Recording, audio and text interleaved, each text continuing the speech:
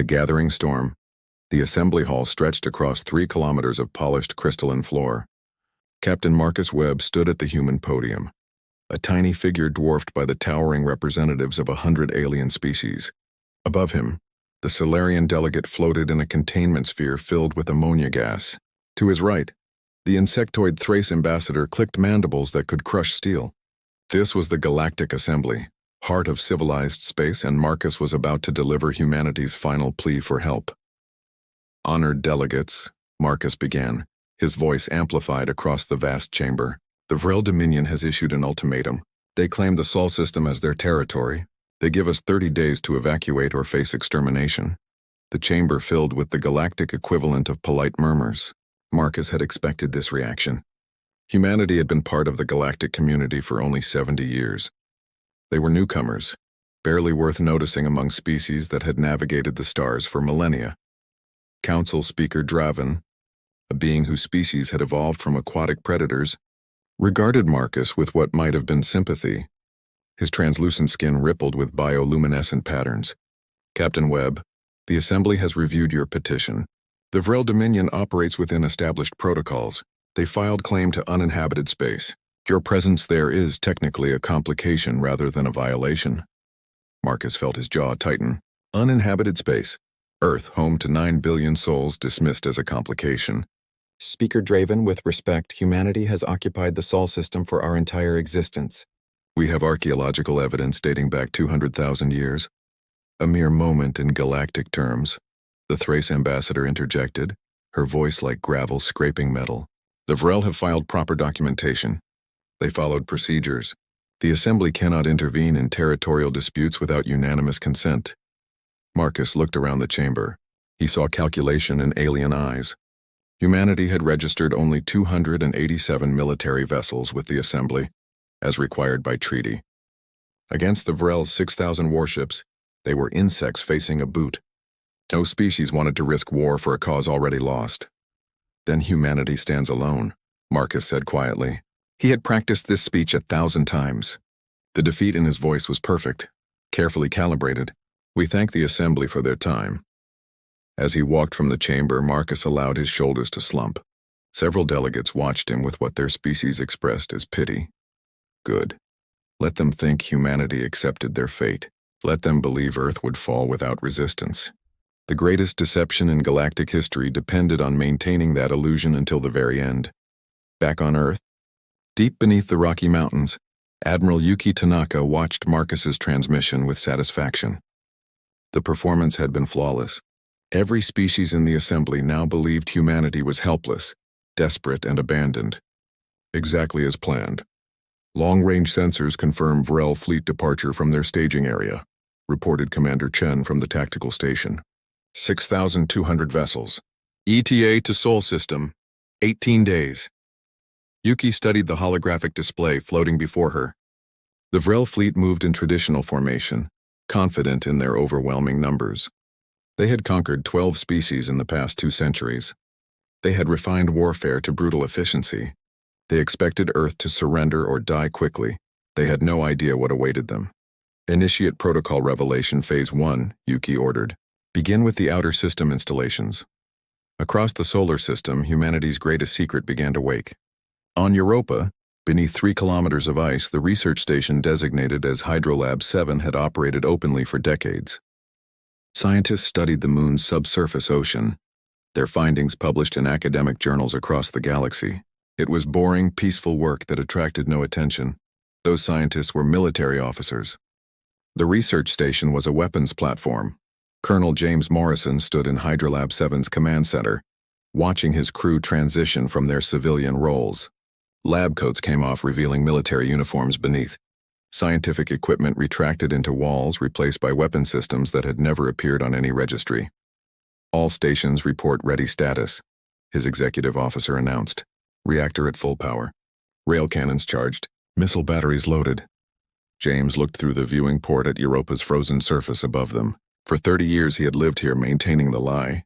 His children had grown up on this moon believing their father studied alien bacteria. His wife had published 17 papers on extremophile organisms. None of it was real. All of it was cover for the battle station that could reduce a capital ship to atoms. How many? James asked quietly. His executive officer understood the question. 43 installations across the outer system. Jupiter's moons, Saturn's rings, Uranus station, Neptune outpost, and the Kuiper facilities, all responding to activation protocols. James nodded. 43 battle stations, each disguised as something harmless. Mining operations that had never mined anything. Research facilities studying phenomena that didn't exist. Communication arrays pointed at nothing important. All of them armed with weapons that made Vrel technology look primitive, but the stations were just the beginning. In the asteroid belt, the mining ship Prosperity had operated for 41 years. Its crew of 60 extracted nickel iron from asteroids, processed the ore, and shipped it to Earth's orbital foundries. The operation ran at a modest profit. Inspectors from the Galactic Trade Commission had reviewed their operations twice and found everything in order. Captain Sarah Martinez sat in Prosperity's real control room, 300 meters below the fake bridge that inspectors saw. Around her, holographic displays showed the truth about her ship. Prosperity wasn't a mining vessel. It was a Dreadnought-class warship, one of 200 hidden in the belt. Engineering reports all systems nominal, her weapons officer announced. We can be combat ready in 90 seconds. Sarah had trained for this moment her entire adult life.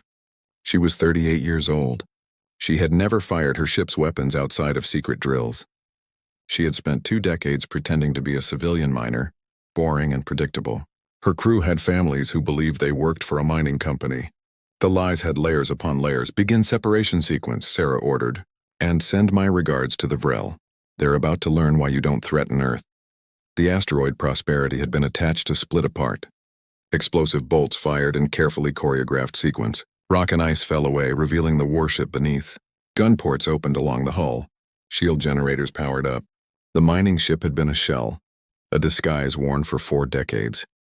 Now it shed that skin and became what it had always truly been, a weapon of war. Across the belt, 199 other asteroids performed the same transformation.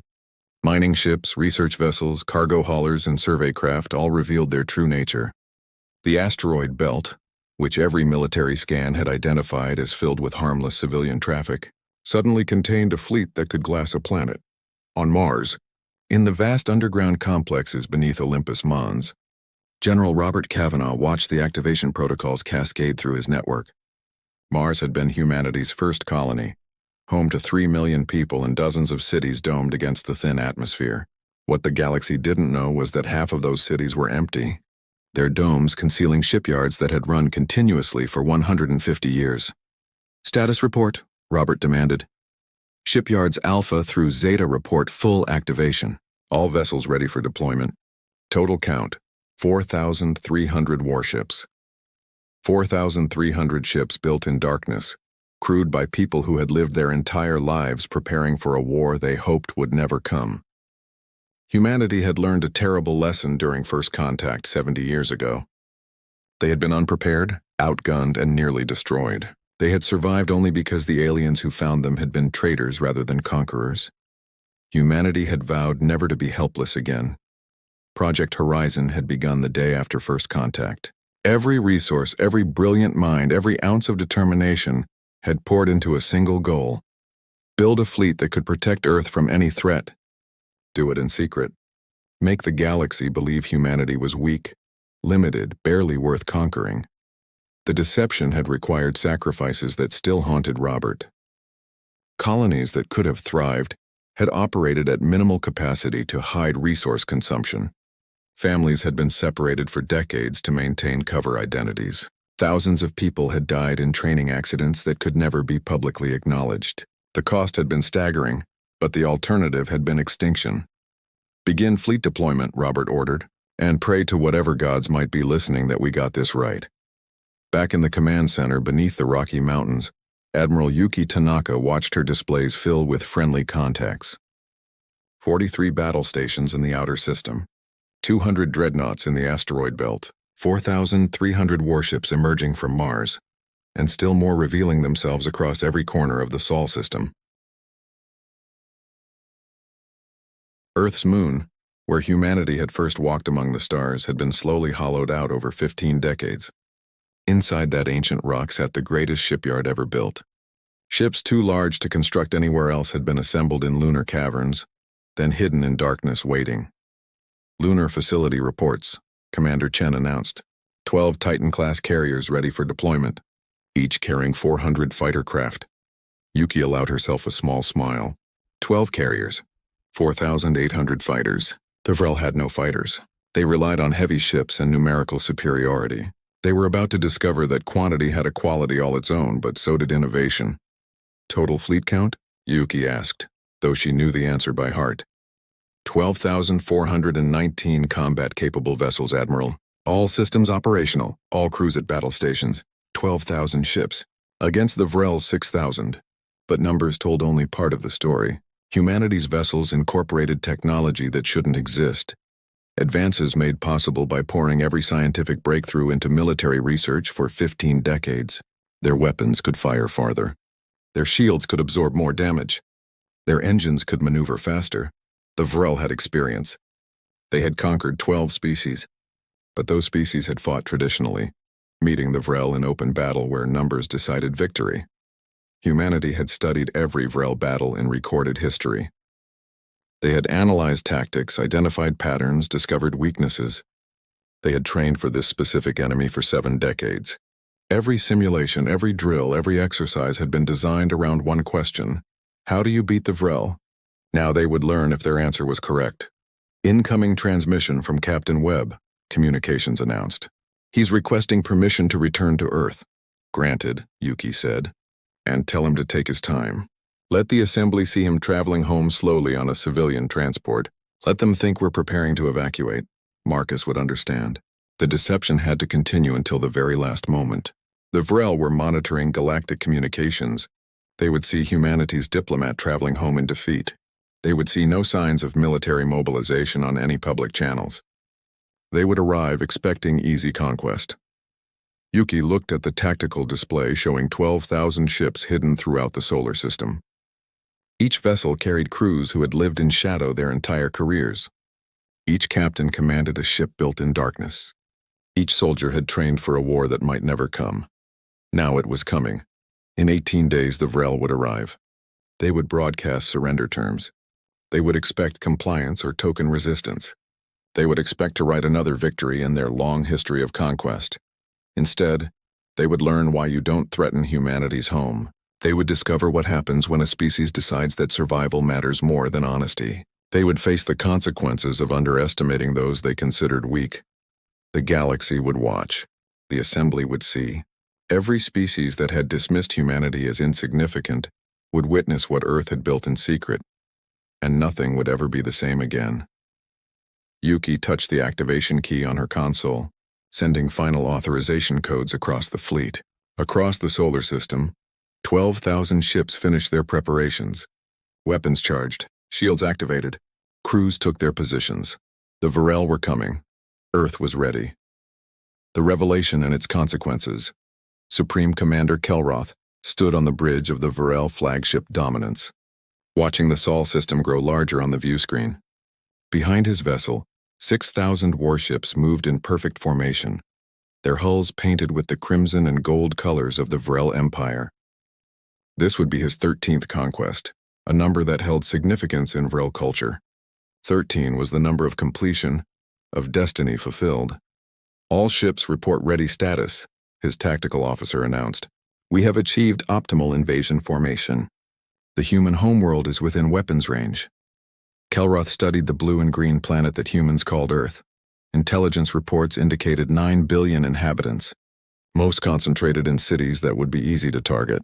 The humans had 287 registered military vessels, all of which appeared to be clustered near their moon, in a pathetic attempt at defense. Open communication channels, Kelroth ordered. Broadcast surrender terms on all frequencies. The message went out in 17 languages, translated by Vrel artificial intelligence to ensure clarity. Humanity had 1 hour to surrender completely. Disarmament of all vessels. Evacuation of 3 primary continents to make room for Vrel colonization. Acceptance of Vrel governance. The terms were harsh but standard. Kelroth had delivered the same ultimatum 12 times before. On Earth, Admiral Yuki Tanaka listened to the Vrel demands with a face carved from stone. Around her in the command center, 200 officers maintained their posts with discipline that came from generations of training. The moment had finally arrived. All fleet elements confirm ready status, Commander Chen reported. Awaiting your order, Admiral. Yuki looked at the countdown timer on her display. The Vrel had given humanity 1 hour. She would give them 60 seconds to understand their mistake. Broadcast our response, Yuki said quietly. All channels. Maximum power. The message was simple, delivered in Kelroth's own language. 3 words that would echo across the galaxy for generations to come. Earth says no. On the dominance, Kelroth's mandibles clicked in what passed for Vrel amusement. Predictable defiance. Their fleet is moving into intercept position. Prepare to engage. Make it quick. I want minimal damage to the planet itself. Then his sensor officer made a sound Kelroth had never heard before. A sound of pure primal fear. Commander, we have multiple contacts. Hundreds of contacts. No, thousands. Energy signatures appearing throughout the system. Sir, they're everywhere. Kelroth turned to his tactical display and felt his blood chill. The asteroids were moving. Not drifting on natural trajectories, but accelerating with purpose. Rocks that had floated in space for billions of years suddenly blazed with engine signatures. And as he watched, those asteroids split apart. From inside each one, a warship emerged. These weren't the small vessels Kelroth had expected. These were dreadnoughts, massive beyond anything in Vrel experience. Each one bristled with weapons that read on sensors as capable of cracking moons. And there were hundreds of them, materializing from the asteroid belt like predators emerging from tall grass. Contacts from Jupiter, his sensor officer gasped. Multiple weapons platforms powering up. Energy signatures equivalent to capital ship reactors. 15 separate installations. The moons of Jupiter, which intelligence had identified as peaceful research stations, revealed themselves as battle stations. Weapons that could shred capital ships locked onto Vrel vessels. Shield generators powerful enough to protect entire fleets activated in sequence. Saturn's rings are lighting up, another officer reported, his voice breaking. Weapons platforms hidden in the ice, dozens of them. Kelroth watched his tactical display transform from a simple invasion scenario into a nightmare. Every corner of the Sol system suddenly blazed with hostile contacts. The humans hadn't built 200 ships. They had built thousands. And every single one had been hidden, disguised, concealed with a patience that spoke of decades of planning. Total contact count, Kelroth demanded, though part of him didn't want to know. His tactical officer's voice shook. 12,419 confirmed hostiles, Commander. Number still rising as we get clearer sensor data. 12,000 ships, against his 6,000. The numerical advantage he had counted on had evaporated. But numbers weren't everything. The Vrel had experience, tactics refined over centuries of conquest. They could still win this. Then the humans attacked, and Kelroth learned that experience meant nothing against enemies who had studied every battle you ever fought. The human fleet didn't charge forward in traditional formation. Instead, they moved in patterns Kelroth's tactical computer couldn't predict. Ships appeared from impossible angles, using the gravity wells of planets and moons to slingshot into attack positions. They struck in coordinated waves that suggested a level of communication and planning that shouldn't be possible across such distances. Captain Sarah Martinez commanded her dreadnought, Prosperity from the asteroid belt. Her targeting computer locked onto a Vrel heavy cruiser. The enemy ship's shields were strong, designed to absorb sustained fire from conventional weapons. Sarah wasn't using conventional weapons. Fire solution confirmed, her weapons officer announced. Plasma lance ready. Fire, Sarah ordered. The plasma lance was humanity's answer to Vrel shield technology. Instead of sustained fire, it delivered a single concentrated burst of energy at near light speed. The physics were brutal and simple. No shield in existence could absorb that much energy in 1 instant. The Vrel cruiser's shields flared, held for 3 microseconds, then collapsed. The plasma lance punched through the hull, through the reactor core and out the other side. The ship exploded in a brilliant flash that left debris expanding in all directions. Target destroyed, Sarah's weapons officer confirmed, selecting next target. Across the battlefield, 200 dreadnoughts delivered the same devastating firepower. Vrel ships that had conquered species across the galaxy died in seconds. their shields overwhelmed by weapons that shouldn't exist. Colonel James Morrison watched from Europa as his battle station engaged a Vrel carrier. The carrier launched fighters, small craft designed to swarm and overwhelm enemy vessels. It was a tactic that had worked against 11 other species. James had 12,000 interceptors waiting for them. The human fighters poured from lunar carriers like angry hornets from a disturbed nest. They were smaller than Vrel expectations, more maneuverable than Vrel experience suggested possible. Each one carried a pilot who had trained their entire life for this moment. The Vrel fighters, designed for intimidation and overwhelming numbers, found themselves outnumbered and outmaneuvered. Human interceptors moved in coordinated swarms, their AI-assisted targeting systems sharing data in real time. 3 human fighters would engage a single Vrel craft from different vectors simultaneously, their fire patterns interlocking to ensure at least one shot found its target. Within 5 minutes, the Vrel fighter screen had been reduced to expanding clouds of debris. General Robert Cavanaugh commanded the Mars fleet, 4,000 ships that had burst from underground shipyards in a demonstration of industrial capacity that would have terrified the galaxy if they had known it existed. His target was the Vrel command ship, the massive dreadnought at the center of their formation. "All ships, implement pattern Omega-7, Robert ordered. "Let's show them what happens when you threaten our home." Pattern Omega-7 had been developed specifically for this moment, designed to overwhelm a single heavily defended target with coordinated strikes from multiple vectors. 4,000 ships moved as one, their formation shifting and flowing like a school of fish reacting to a predator. The Vrel tried to respond. Their point defense systems blazed, destroying hundreds of missiles and torpedoes. Their capital ships turned to bring main batteries to bear. Their commanders issued orders with the confidence of warriors who had never lost a battle, but they had never faced an enemy who had spent 15 decades preparing specifically to kill them. Human ships fired in perfect synchronization, their weapons timed to strike the Vrel flagship's shields at precisely the same instant from 30 different angles. The mathematics were brutal. The shields could absorb enormous amounts of energy, but only by distributing that energy across their entire surface.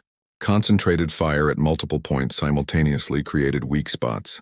Breaches that lasted only microseconds. Microseconds were enough. Torpedoes slipped through the failing shields, their warheads configured to detonate inside the shield envelope. The Vrel flagship's armor was thick, designed to survive punishment that would vaporize lesser ships.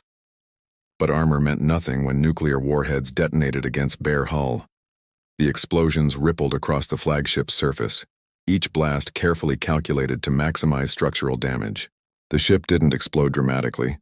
Instead, it simply broke apart, its frame cracking under stresses it was never designed to withstand.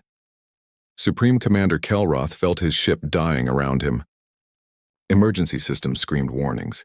Hull breaches vented atmosphere into vacuum. The bridge crew struggled to maintain control of systems that were failing faster than they could compensate. "All ships retreat," Kelroth broadcast on emergency channels. "Scatter formation. Emergency hyperspace jumps. Retreat!"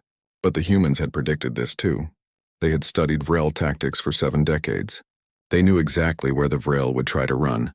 Human ships blocked every escape vector, their positions calculated with mathematical precision. Vrel vessels attempting to charge hyperspace drives found themselves targeted before their drives could cycle. Ships that tried to flee toward the system's edge ran into ambushes laid by vessels that had been waiting in perfect darkness. Admiral Yuki Tanaka watched the battle unfold with satisfaction that was tempered by the weight of command. Vrel ships were dying by the hundreds, their crews vaporized or blown into vacuum. She felt no joy in the killing, but she felt no hesitation either. These invaders had come to conquer Earth. They had threatened 9 billion human lives. Their fate was the consequence of their own choice. "Broadcast message to the Vrel flagship," Yuki ordered. "Offer terms." On the dying bridge of dominance, Kelroth received the human message. His translator device rendered it in perfect Vrel, each word chosen for maximum impact. "Supreme Commander Kelroth, this is Admiral Yuki Tanaka of Earth Defense Command. Your fleet is destroyed. Your ships are dying, but you don't have to die with them.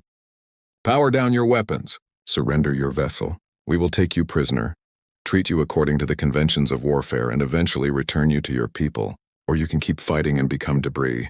You have 60 seconds to decide."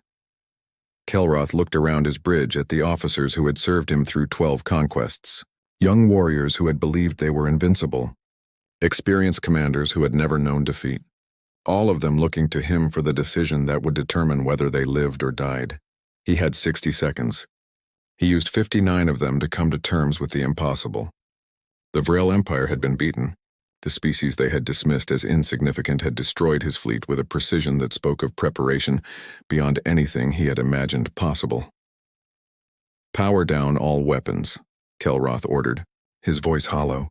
"Surrender the ship."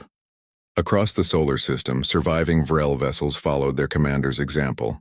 Some tried to run and were destroyed. Some fought to the last and became expanding clouds of atoms. But most surrendered, their crews shocked into submission by a defeat they couldn't comprehend. The Battle of Sol had lasted 3 hours and 17 minutes.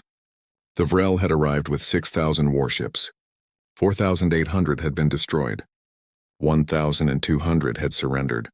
Not a single Vrel ship escaped. Earth had lost 43 vessels, most to suicidal ramming attacks by Vrel crews who refused surrender. Human casualties numbered just over 2,000. Against a Vrel force that had expected to conquer a planet, it was a victory so complete it didn't seem real. But it was real. And the entire galaxy had watched it happen. On the Galactic Assembly Station, Council Speaker Draven stared at sensor data that couldn't be accurate but was. Every species in the chamber had maintained long-range observation of the Sol system, expecting to witness humanity's extinction. Instead, they had watched the Vrel Empire's fleet die in hours against a force that shouldn't exist. "How?" Draven whispered, his bioluminescent skin flickering with patterns that expressed shock beyond words. "How did they build 12,000 ships without anyone knowing?" Captain Marcus Webb, who had returned to the assembly in the middle of the battle, stood at the human podium with the expression of a man who had carried a terrible secret for too long. "We started 150 years ago," Marcus said quietly, "the day after first contact. We realized the galaxy was dangerous and no one would protect us, so we protected ourselves. We built ships in darkness. We trained crews in secret. We hid weapons platforms in plain sight. We lied to every species in this chamber for 15 decades. The confession hung in the air like poison. Trust was the foundation of the Galactic Assembly. Trade agreements, defensive pacts, cultural exchanges, all of it required honest dealings between species. Humanity had violated that trust on a scale that made previous deceptions look trivial. "You lied to us," the Thrace ambassador hissed, her mandibles clicking with rage. "You signed treaties limiting your military to 300 vessels. You submitted to inspections. You allowed our auditors to review your industrial capacity. All of it was lies." "Yes," Marcus agreed. "We lied, we cheated. We built a fleet that could challenge any species in known space. We did all of this in secret while pretending to be weak, harmless, and insignificant." He paused, letting the admission settle across the chamber. Then he continued, his voice harder. "We did this because no one else would defend us. We presented evidence of the Vrel threat 17 times over the past 3 decades. 17 times this assembly dismissed our concerns. You called us paranoid. You said we exaggerated the danger. You refused to help because helping us might inconvenience your trade agreements with the Vrel." Marcus gestured at the tactical display still showing the wreckage of the Vrel fleet.